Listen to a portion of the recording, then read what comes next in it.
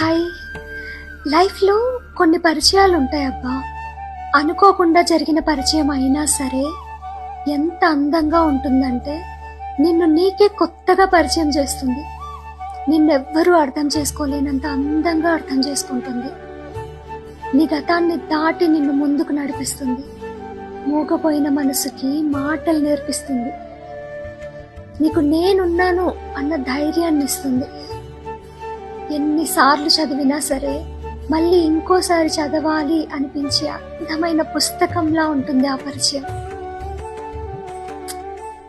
So విషయం ఏంటంటే, మీ లైఫ్లో ఇలాంటి పరిచయం ఉందా?